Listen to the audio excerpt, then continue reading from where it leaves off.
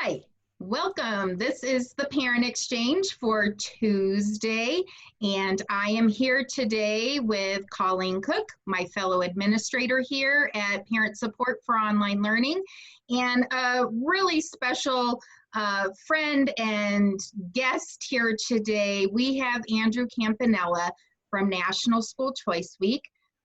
Andrew is president of National School Choice Week, and they are an organization that builds public awareness around K through 12 school options for every family. And Andrew has been, when I started promoting this segment, I said we have had no greater friend than Andrew Campanella for public school options and for online families. And I mean that from the deepest part of my heart. Andrew has been with us from the get-go, really supporting the work that we do and our work that we work to promote and protect online education all across the country. And we are so grateful that he is here today. If you're not familiar with Andrew, he's got a pretty impressive resume. He has served with the American Federation of Children. Let's see, where else have you been? The Alliance for School Choice. You worked for the American Board for Certification of Teacher Excellence. Andrew is an author. He's a sought-after public speaker and panelist all across the country. And again, just a great champion for school choice, and in particular, a subject dear to our hearts, online education. So welcome, Andrew. We're so glad you're here today. And a day that's, let's just get this out of the way. This is a big day for school choice in the United States. The Supreme Court came out with their ruling in the Espinoza case, which really is going to open the doors for educational opportunity for students all across the country. Before we get to talk about online education and National School Choice Week, tell us what you think about this huge ruling that came out of the Supreme Court today.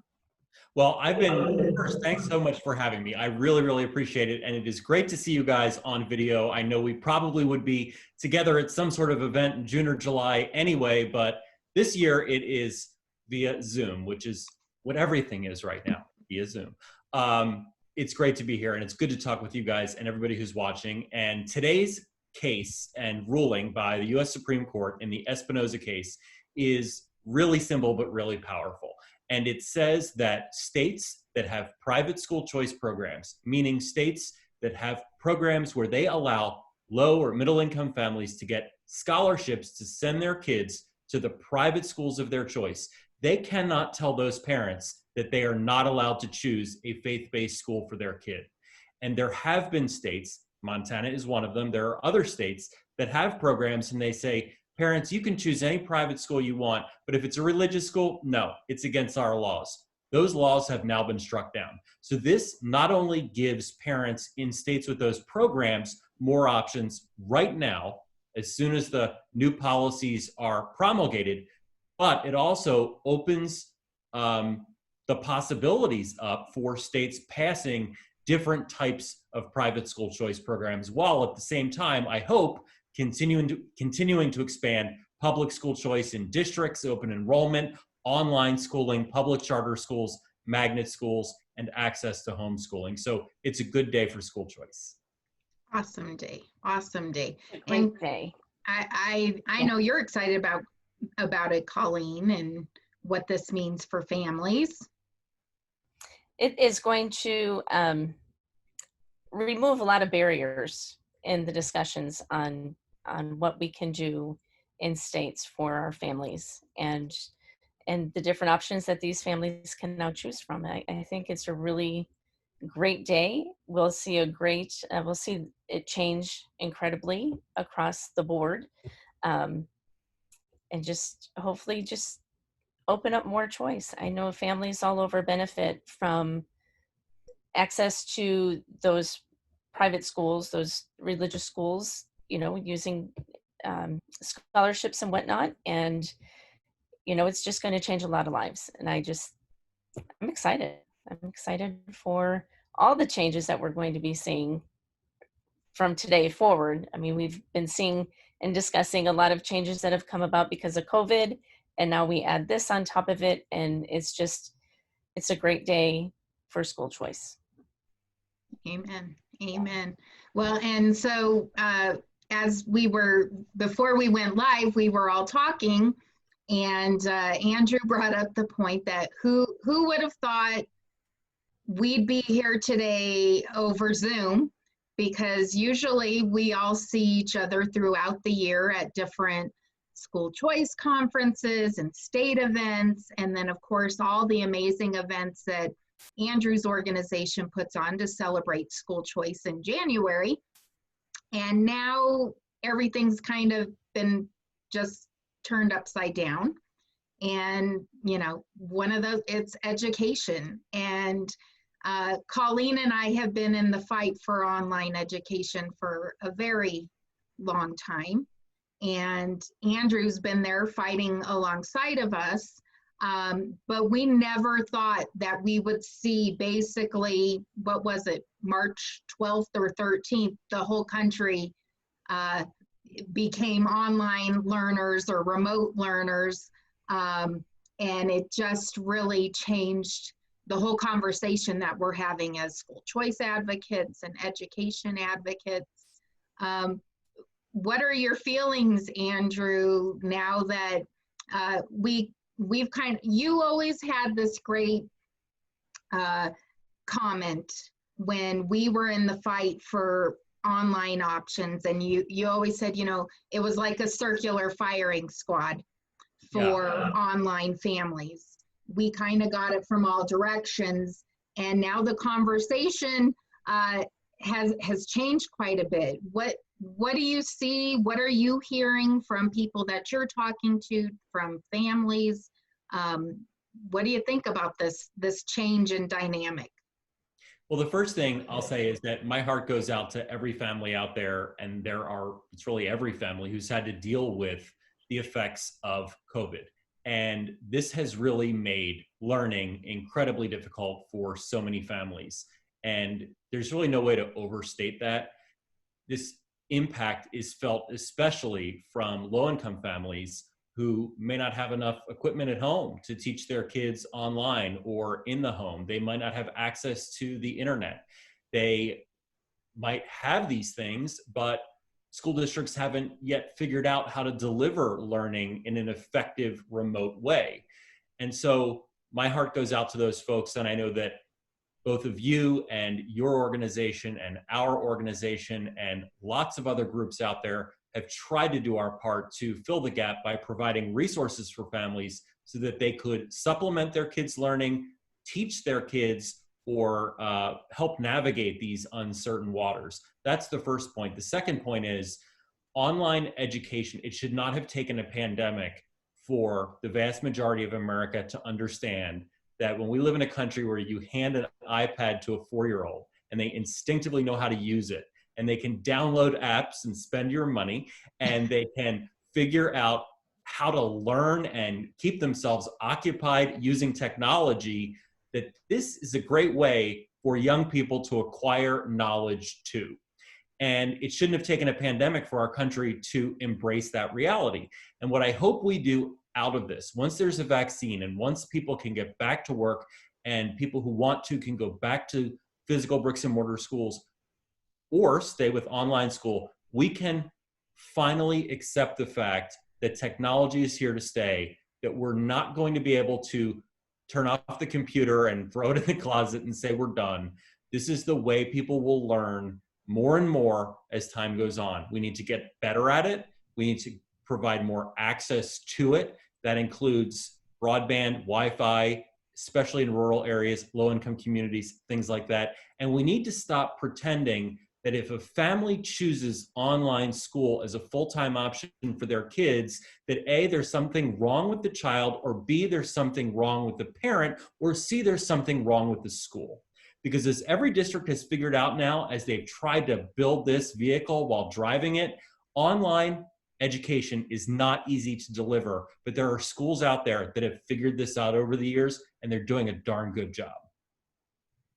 Couldn't have said They it are. better myself. Yeah, yeah, I say the same. And, one of the things with online and where we're at today is, it just, our kids need this. They need this access. And, some of this is doing families so much good to have this in their home, and they're seeing so many positive changes.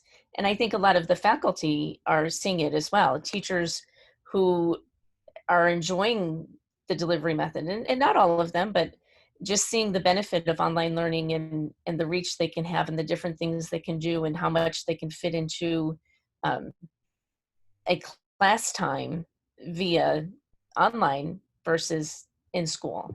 And so, I think we're here and we're ready to move forward to the next level. We have schools now encouraging a lot of students to do online to reduce the number of children that are coming back into the school.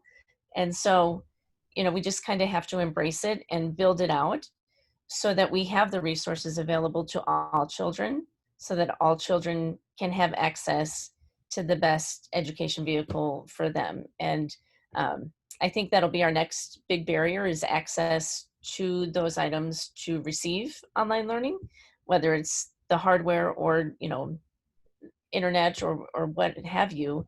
I think that'll be our next big challenge, is making sure that we have that reach to all students.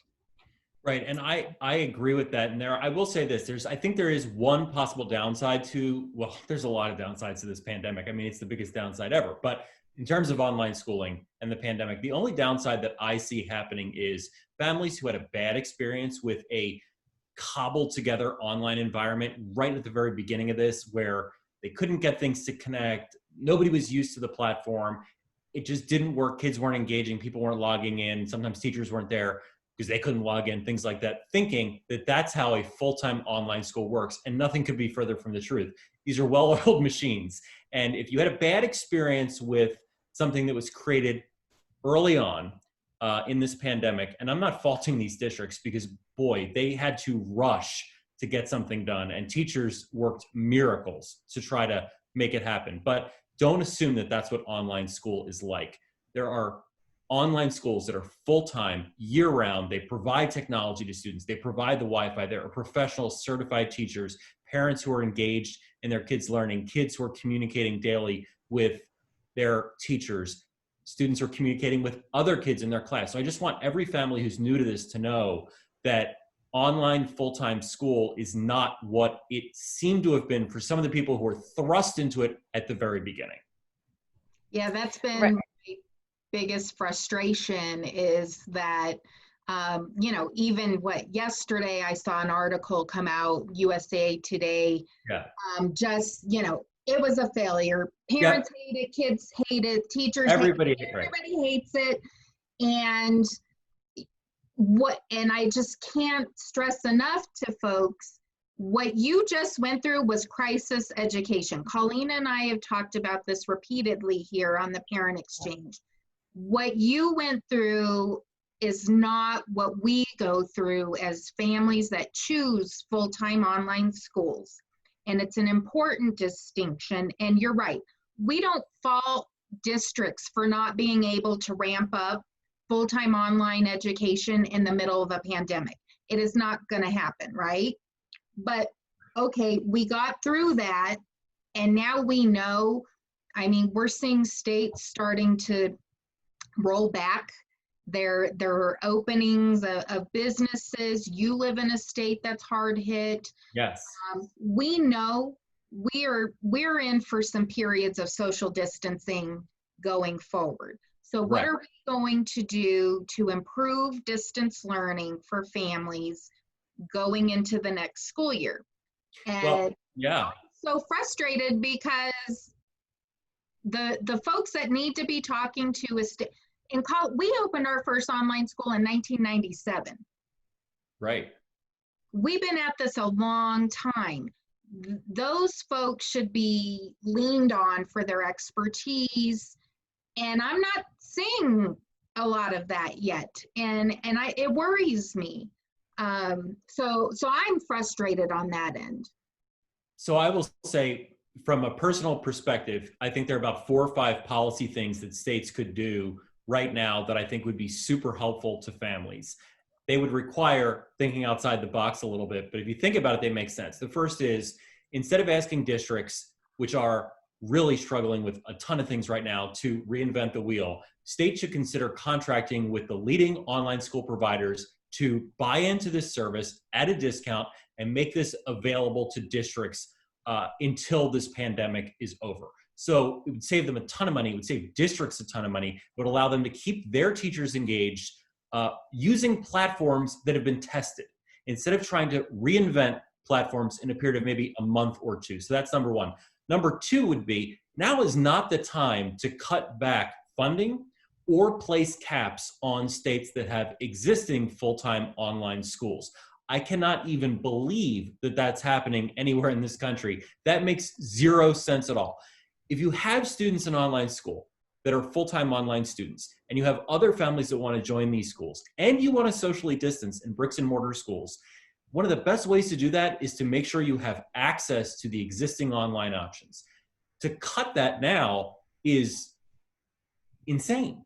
The third thing I would say is, for families who want to homeschool their kids, they need to be aware that some states have requirements that you have to unenroll your kids by a certain date.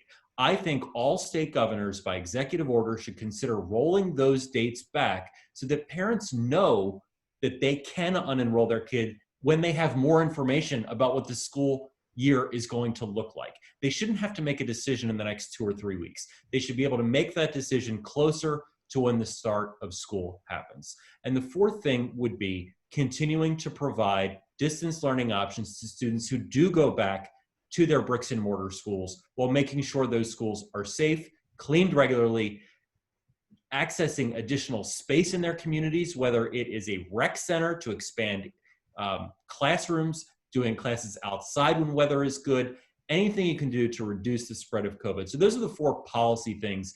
From a personal perspective, because School Choice Week, we don't advocate for policy, but I think those would make some sense. Now, I guess there's a 5th, and that is organizations of charter schools, organizations of private schools, any collaboration or group of schools that represent schools, they should be doing the same thing with these online providers, working with them so that they can provide these resources to their member schools at lower cost.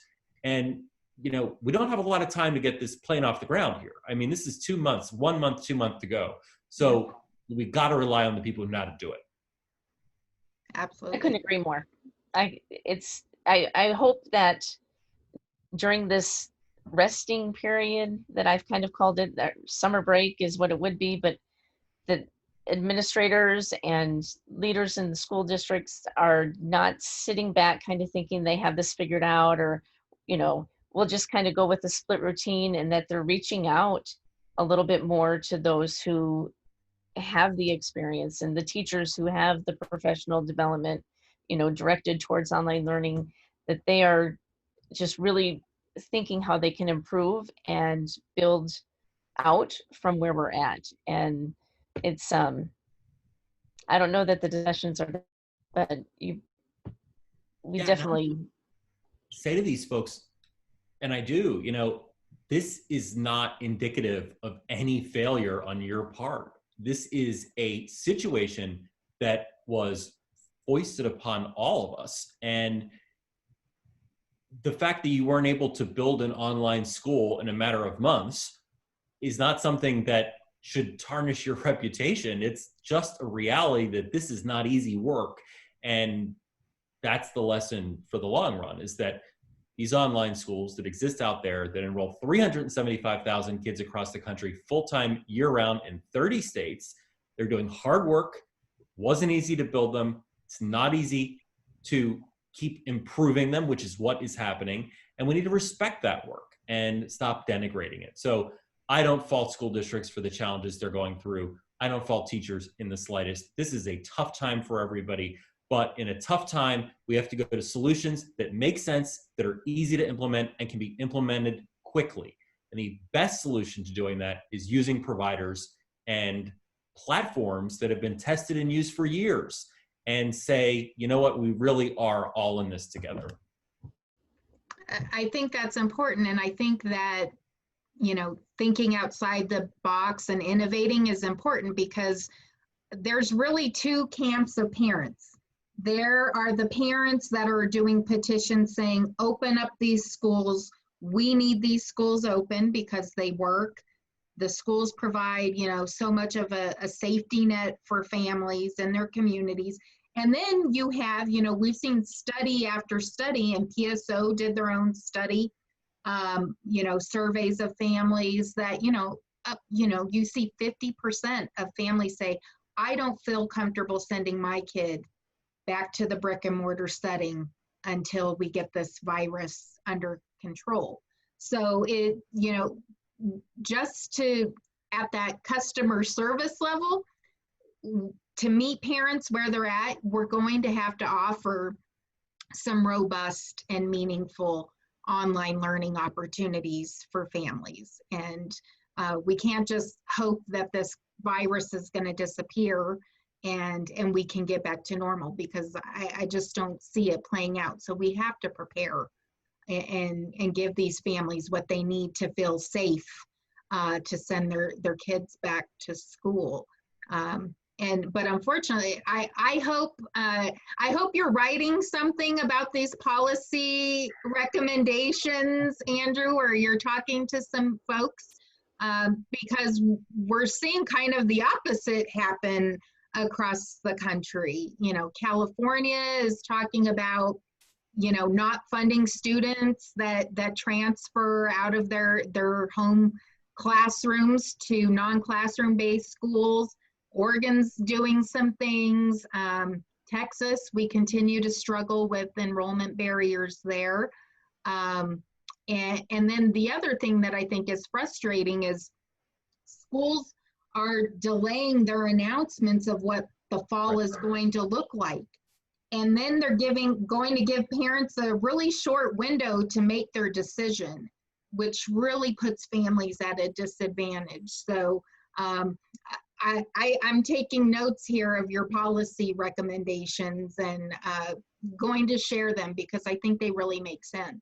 And so what I want, thanks, Lily. And what I want parents to do too is find out, and you can probably do this, well, you can do this on our website, schoolchoiceweek.com. We have information about enrolling in online school, and also what you need to do if you want to homeschool your child, because a lot of parents are considering both options right now.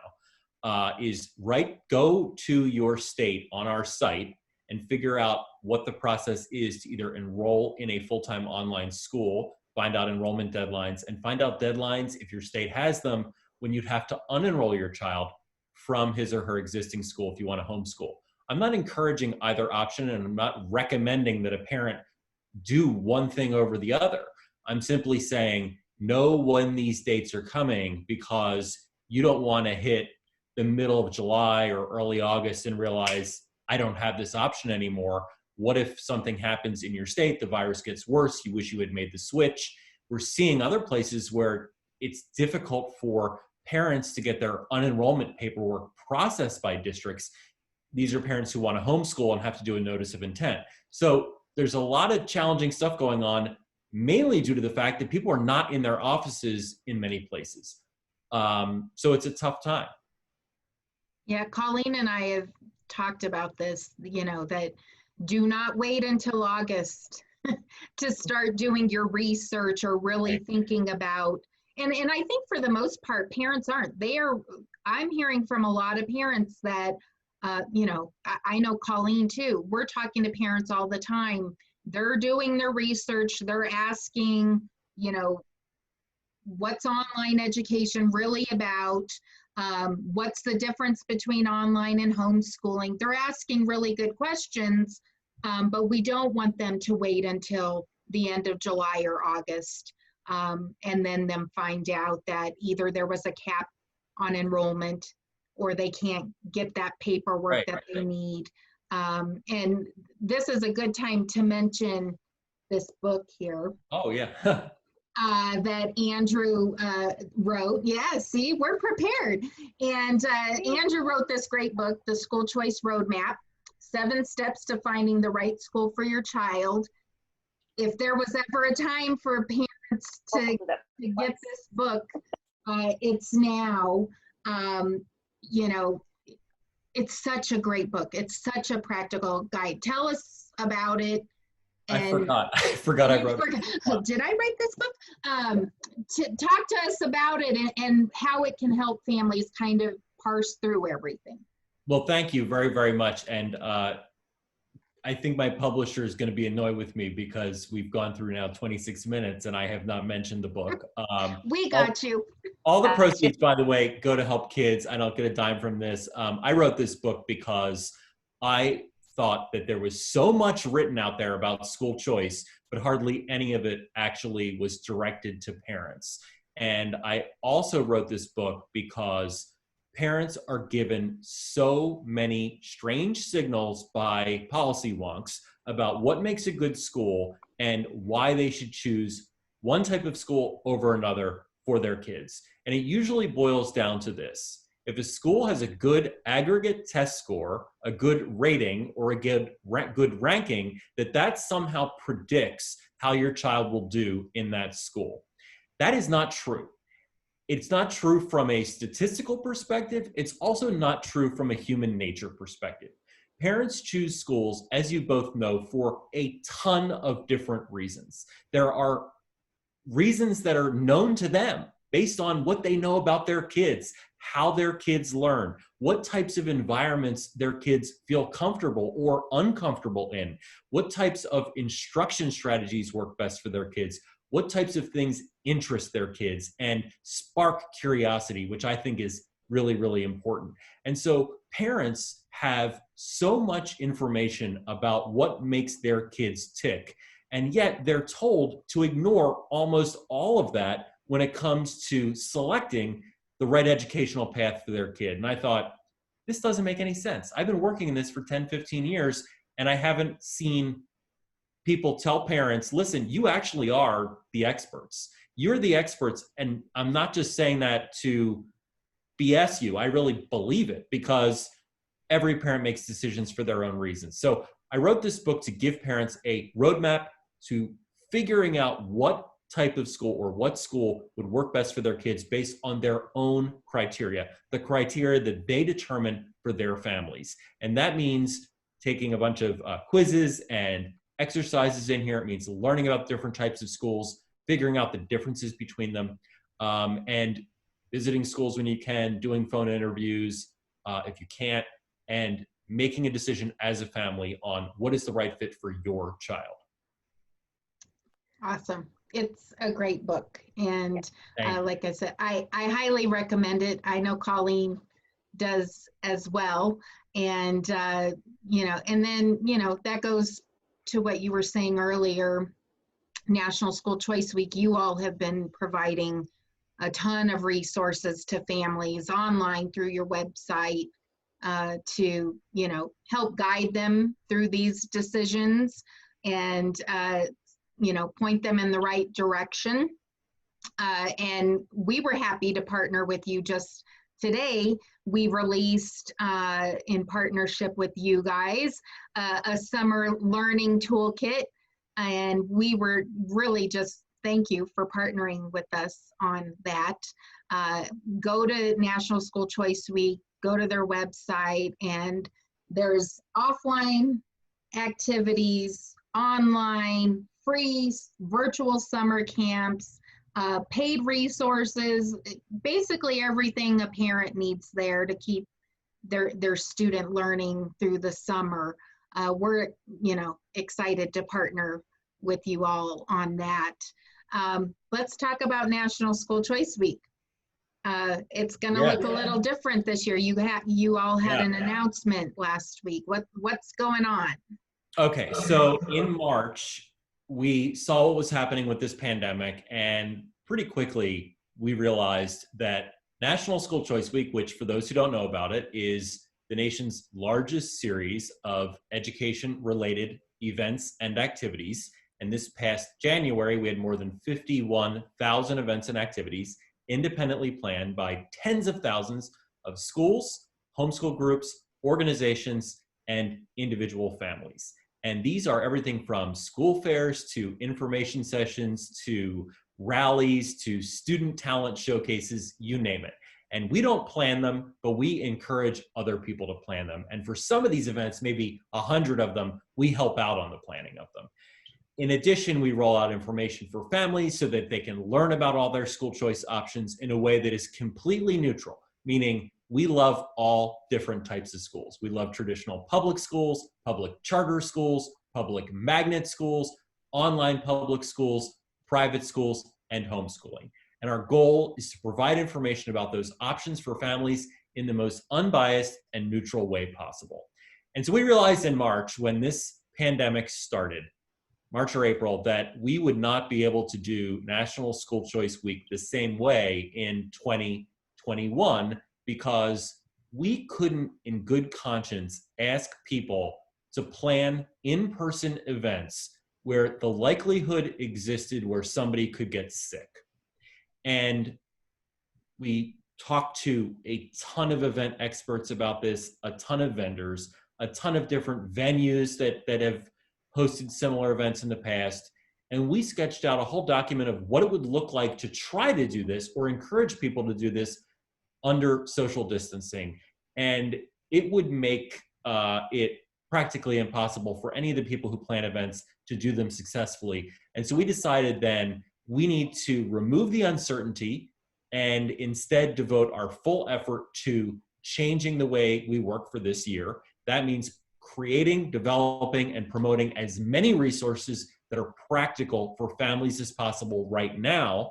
And that's why we have a guide for families of resources related to the coronavirus. We have a guide for families about how to switch to online school if they want, a guide to families about how to become homeschooling families if they want, and our new, thanks to you guys with your help, summer enrichment and summer learning resource guides, in addition to a whole new group of activities we're launching in the next few weeks, focusing on YouTube series and things like that. So we've got a lot going on there. And then in January, we're going to work with partners and schools and organizations and individual families to do activities. Everything from video contests or competitions to essay contests to encouraging people to do service projects in their communities. We have a lot of healing to do as a nation. And service and gratitude and awareness, those are themes that I want to see this year during School Choice Week. So to answer your short question in the longest way possible, it's going to change, but I'm confident it's going to be a great year. We're going to make the best out of a tough situation. And at the very minimum, we want to be helping families as much as we possibly can. I think that is honestly like the best thing that has come out of this whole pandemic is so many organizations and so many just people and businesses making the very best out of a very difficult situation. And it's really great to hear that National School Choice Week is going to, continue with that. And I'm looking forward to it. It sounds, I believe in service. I believe in doing good. I believe it's healing. I believe it's good for soul. So it's good to encourage our youth who are struggling. I think our kids and families are really struggling with the impact of this whole pandemic. And so I think you will be doing a lot of good and seeing a lot of great things with the direction that National School Choice Week is going for this crazy year. So I'm excited. Thank you. And that actually brings up something that I wanted to mention to families who are listening, and that is this. We've talked very practically about online education during this time, and we've talked about things that states can do and things that families can do and things we're doing in School Choice Week. But I want every parent or kid who is listening today to take a minute tonight and recognize that this has been hard and recognize that you have done a lot more than you might be giving yourself credit for. And what I mean by that is the mental and psychological toll of this pandemic is something that I don't think we're going to understand for a few years. And the amount of work that families have put into education and that kids have put into adapting to this, and that teachers have put into this, and school districts and charter schools and magnet schools and private schools and everybody involved, is enormous, and you really won't be able to grasp it. So take a few minutes, just appreciate what you've done so far, and don't beat yourself up over the fact that you're not doing as well as you thought you could do, or things aren't going perfectly. They're not going to go perfectly. This is a time when you have to accept the best that you can get in a tough situation. And so don't lose hope in a time where it is so easy to do just that. I think that's so important. And yeah, I think, as I've talked to families and educators, we talk to a lot of educators, how many have realized how important each's role is, and how we really are partners in education. And you know, it's the parent, the student, and the teacher, and we're all working to that common goal. And I think we're seeing it more now than ever. And I hope that I do think there's a lot of positives that have come out of this, and maybe a reevaluation of the importance of learning. And I hope that we start thinking, as you know, this country and as families, of developing a culture of learning, and that, you know, schools are important, but learning happens in all these other places. And it takes, you know, that it takes a village. It really takes a village to keep our kids learning and advancing in their education. And so I hope that, you know, parents do give themselves a break, because they're juggling working at home, and they became sudden homeschoolers. And our teachers did that. And even for our online families, even though education didn't skip a beat, we are still feeling loss, because even though we educate at home, we don't educate in isolation. Our kids are in the community. They play sports. They're active at church. You know, they're in drama club, and you know, all of these things, and they've lost that really important component of their life. And so we're all hurting and going through something that none of us could have imagined. Yeah, and you know, when I hear people talk about how much learning will be lost as a result of this, and you know, I do think about that data, and I think about how this is going to be a difficult year to quantify, but I really am thinking more about the emotional component of this, and how people are feeling, and how this is impacting people's lives, because it's not just the education, it's the job loss, it's the fear, it's the loneliness. And that's why I want people to cut themselves a bit of a break, especially when it comes to education. I'm not saying don't educate your kids. Certainly I'm not saying that, but I'm saying that you have to make the best out of a really tough situation. And that's what I see families doing. That's what I see teachers doing. That's what I see schools doing. That's what I see you guys doing. My other advice for families would be this: don't think that you have to mimic a traditional school day while you're teaching at home. And this is something that homeschoolers taught me, that you guys taught me, and that I have learned working in this movement, is that flexibility means you can do the teaching and the educating based on the schedule that you want and that works best for your child. It also means, in some respects, you can come up with what your child is learning. So one of the ways that you can probably get your child to learn more right now is to say, look, what are you most interested in learning more about? What is the one thing that you wish you could like become an expert on? And encourage them to research that, to learn more about it. Honestly, it doesn't really matter what it is. Research and writing and reading and the math around things and the science around things, that's all a part of the discovery process and the learning process. And it helps us build those critical thinking skills. And parents could just ask their kids and help them along and nurture them on those curiosities. That's something that you can do. So don't make this harder than it already is.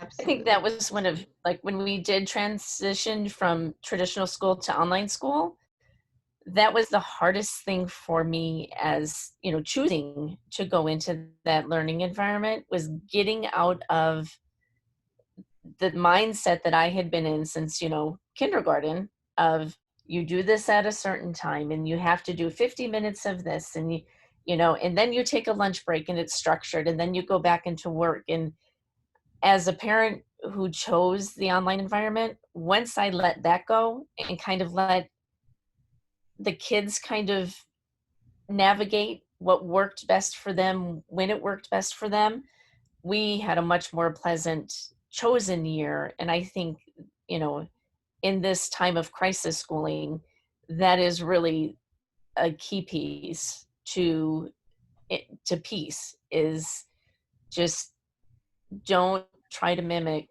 what your kids did in traditional brick and mortar school, because you know it doesn't work at home.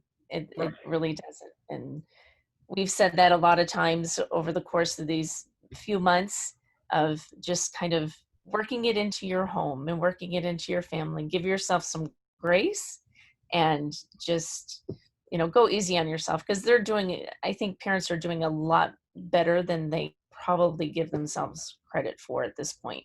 Absolutely. And, you know, I know a lot of parents are saying to me, my gosh, I am so grateful for my children's teachers right now. I have never really realized, you know, how challenging this is. And you see the memes online and you think, well, you know, if we can see this appreciation and this, as Tilly was saying, this development of greater collaboration between parents and teachers, and an appreciation of the different roles that both parents and teachers bring to the education of a child, that will be a lasting benefit of this. And I hope that continues. And I'll say this also, and this is sort of a non sequitur, but people have said for a very long time that they wanted more parent involvement in education. Well, I hope they were ready, because parents are involved, and I think parents are going to remain involved, especially parents who are seeing some of the things their kids are learning, or the way their kids are learning things in school, and they might be confused by it, or wondering why it's being taught a certain way, or why certain things are being assigned to their kids, and they want to be more involved. So I think you're going to see out of this more parents running for school board, more parents setting up time to talk to their kids' teachers, more parents maybe going into teaching. This could really be a landscape shifter for education in general, and I just hope it's for the better. Yeah, we put together, because we were hearing from so many parents that were like, you know, I didn't know he was learning that, or, you know, they really are, their eyes are being open to curriculum and the day-to-day learning that's going on, you know, beyond the parent-teacher conference. And Colleen had a great idea several months ago to put together some kind of tool for parents to use during this remote learning. And so we kind of worked it up, and we put, it's, you know, a home education report.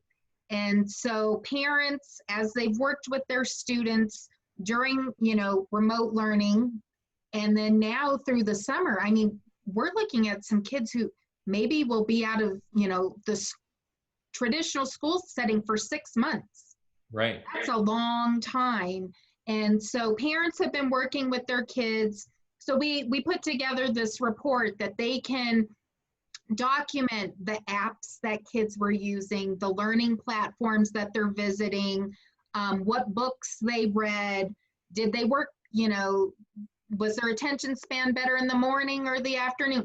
Something that they can give to their teachers going into the fall to say, you know, this is what they worked on, so that at least the teacher has an idea of what this student, you know, was exposed to during remote learning, and then during the summer. And so, you know, I hope that parents, like you said, they can be proud of the work, the support that they gave to their students, and that they can, you know, go into the fall and just know they did their best with what they were given at the time. And, you know, hopefully our schools will meet those students where they're at come fall.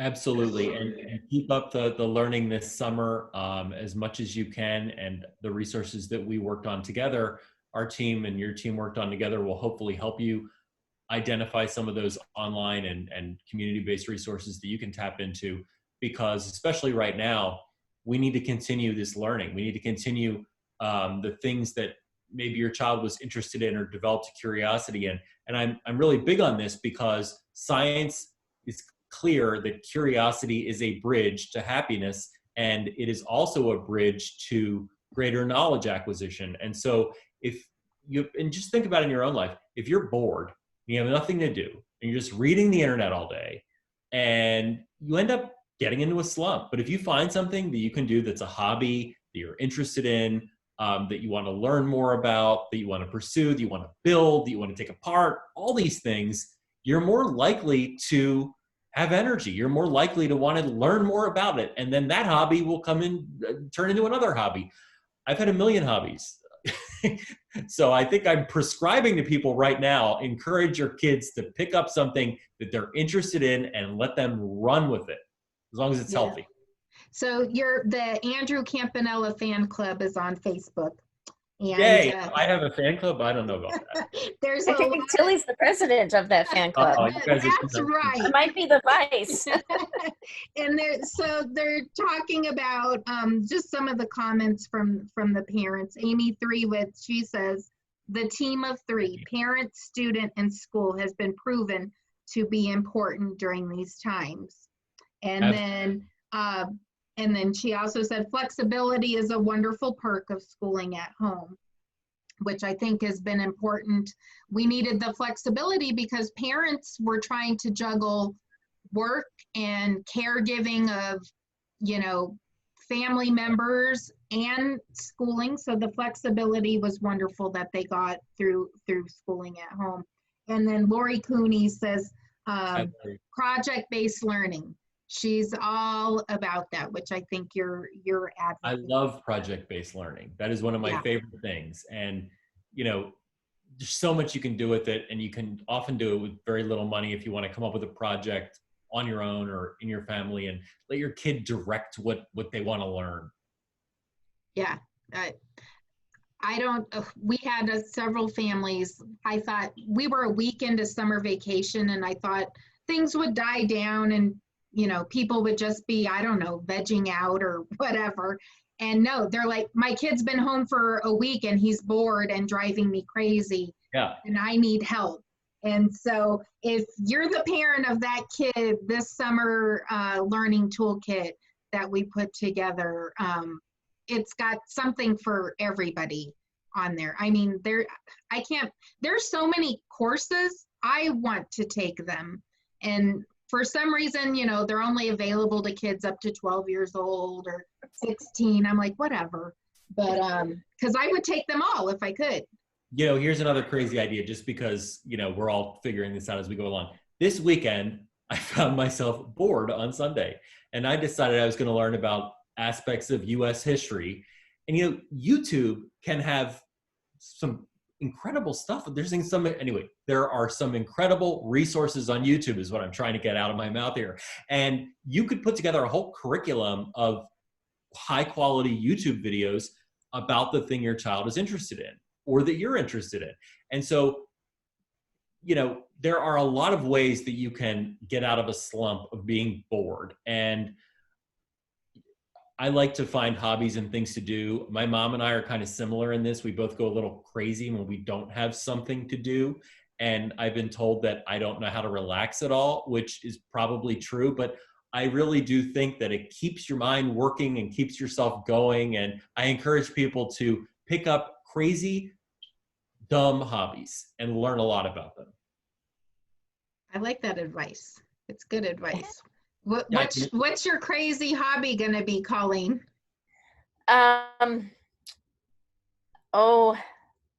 Probably moving.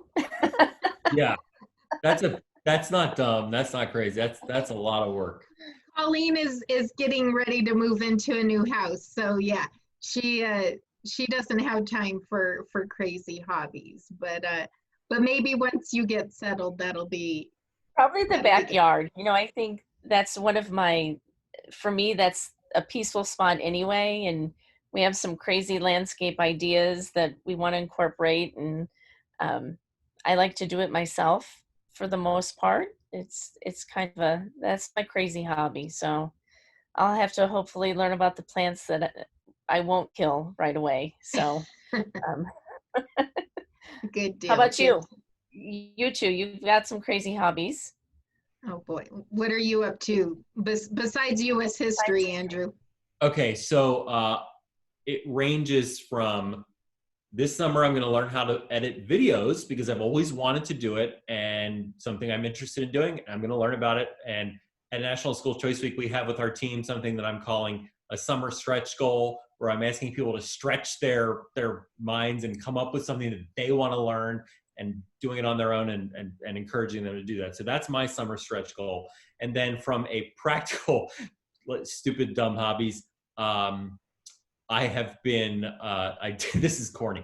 I have a recycling box. It's really ugly, and I used old magazine ads to decorate it with Mod Podge. This is really going to Love create it. mockery out of me.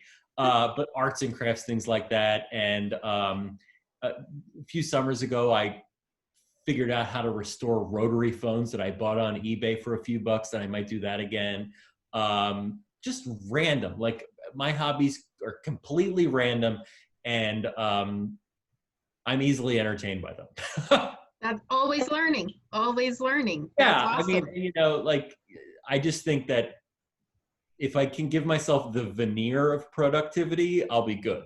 But I do learn from it, and I learn how things work, and what I like to do and what I want to learn more about and stuff like that. And a lot of reading and Yeah, all I've that. done a lot of reading this quarantine. And then yeah, we have home improvement projects going on, but I'm always doing I'm kind of like Andrew. I took up the ukulele last year, and silly Yeah, things. that's That, awesome. but And I'm but sure we're all cooking, right? I mean, I'm yeah, ready to be done. I have I the had cats. quarantine like 20 going on here because yeah, Yeah, me too. cooking and eating what I cook. I Not told not the that cat no more cookies. She When you posted cannot the bake any picture of more me cookies. for this ad, the ad that you put out that was very nice about, oh, Andrew's going to be on the show, I said, I hope they know I don't look like that anymore because of this. yeah, you look great. You look Yeah, great. you guys look great too. What Well, a time we live in. there's a question here Oh, okay.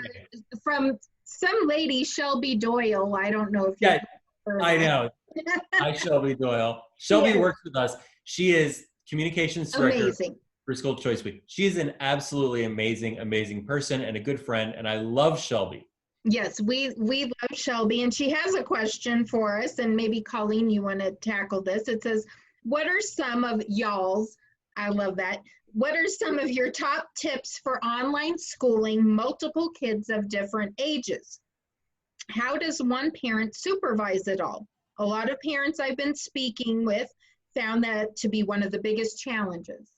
This is So Shelby's way, by the way, of telling me to stop talking about my weird hobbies and get back to the online school stuff. we like it. This is what happens when the three of us get together, right? Absolutely.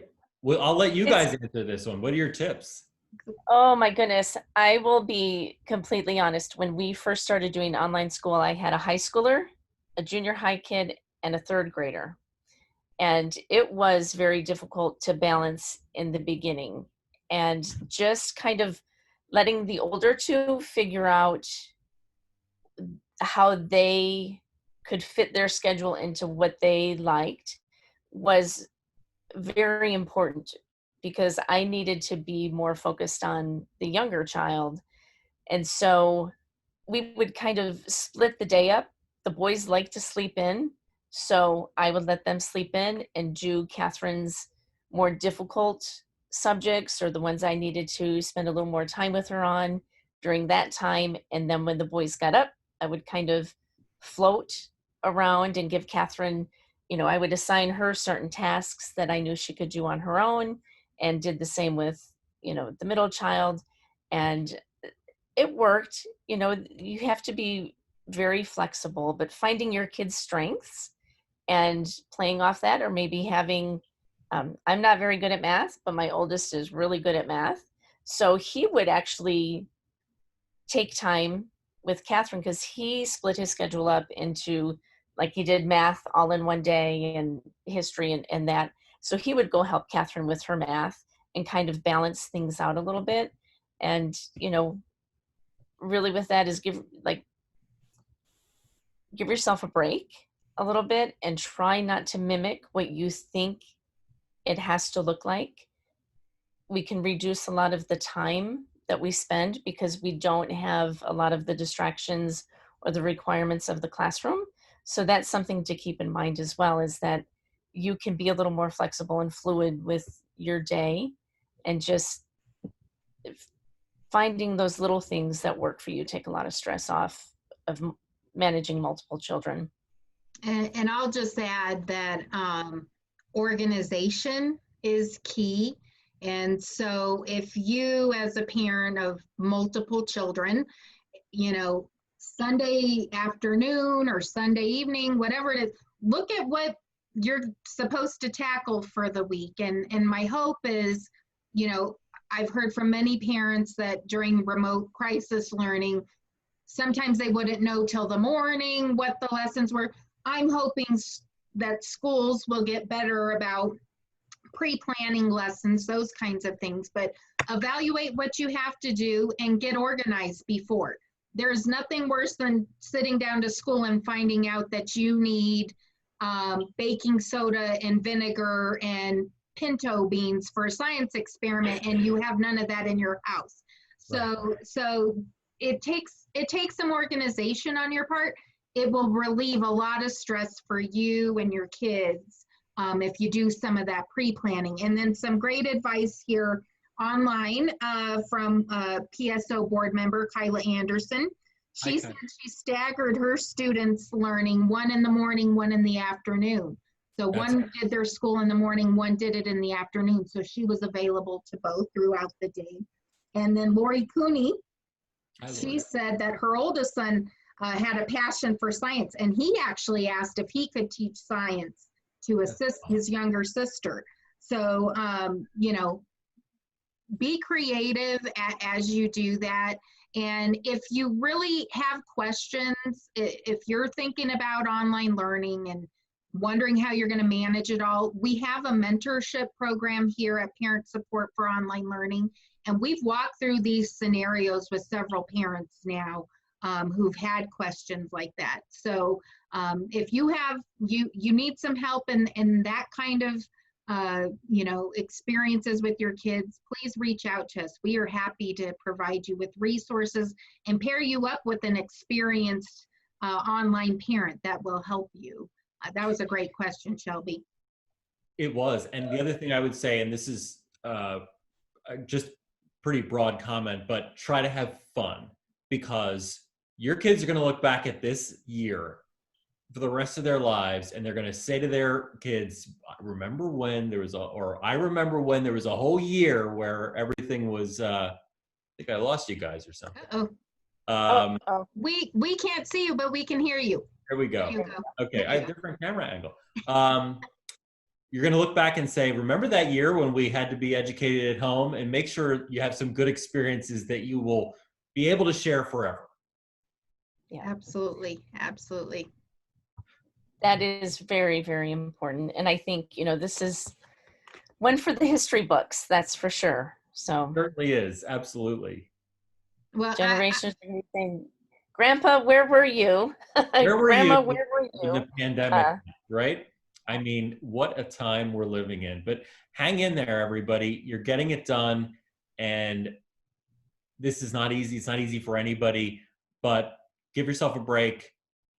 But keep on teaching, keep on learning. And we are going to get through this. And hopefully, when we come out of all this, education will be a little bit different and a little bit better. And that's all we can ask, is continuous progress towards a system where kids come first. and parents are trusted. And that is what I hope we will end up with at the end of the day.